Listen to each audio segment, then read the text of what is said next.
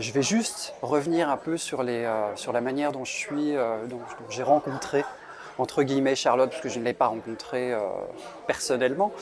Mais ça a été par le biais de la découverte en décembre dernier donc de la primaire.org et de l'initiative de la primaire.org qui, premièrement, voilà, pour moi, apportait quelque chose de différent.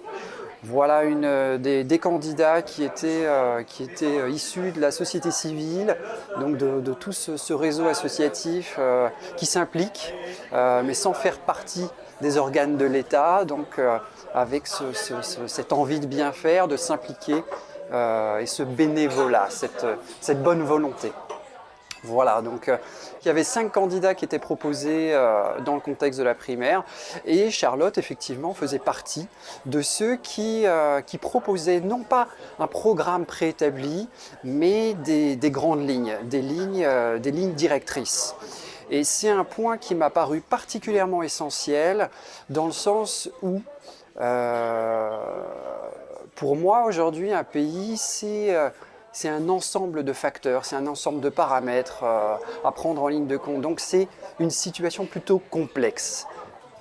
Donc je me suis toujours dit, comment ils font ces candidats pour arriver à la veille des élections avec des programmes tout faits, des idées toutes faites. Je me dis voilà, c'est soit des personnes qui sont très douées et qui ont une connaissance parfaite de cette complexité, mais ça me paraît quand même assez peu probable.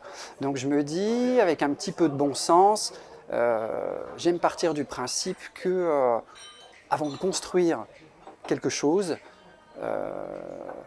j'essaye de connaître, d'évaluer le terrain sur lequel je veux construire une architecture. C'est une question de bon sens, on va dire. Et partir de cette situation complexe d'un pays, avec tout ce que ça engage, arriver en se disant bon bah ça y est, moi j'ai déjà le programme, je sais déjà comment on va faire, je connais déjà toute la situation, je sais même comment ce que j'ai hérité de la gouvernance précédente. Voilà, je connais l'état des lieux. J'arrive, je fais une proposition musclée, je sais.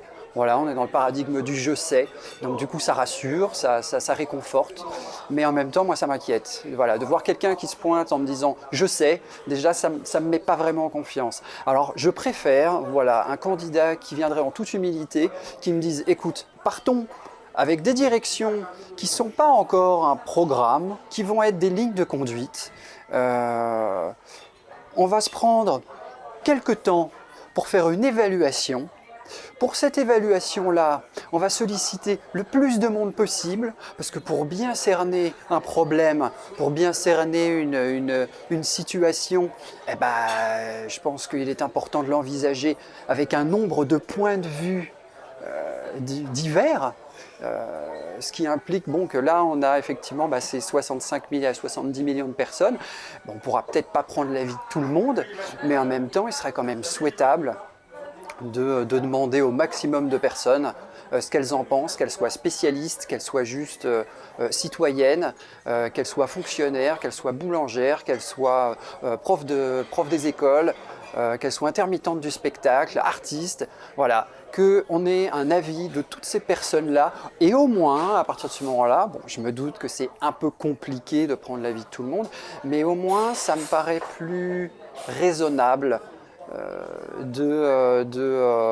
pour essayer de cerner, de définir un peu la situation d'où on part, et ensuite prendre les actions, mettre en place des étapes pour aller vers une situation qu'on aura ensemble dessinée.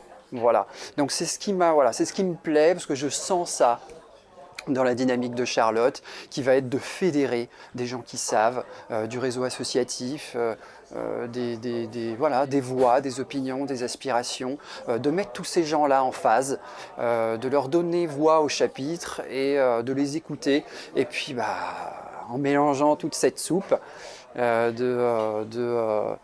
retirer des chapitres forts, et ensuite de dégager des étapes pour les faire progresser vers une situation idéale, vers une vision globale. Voilà.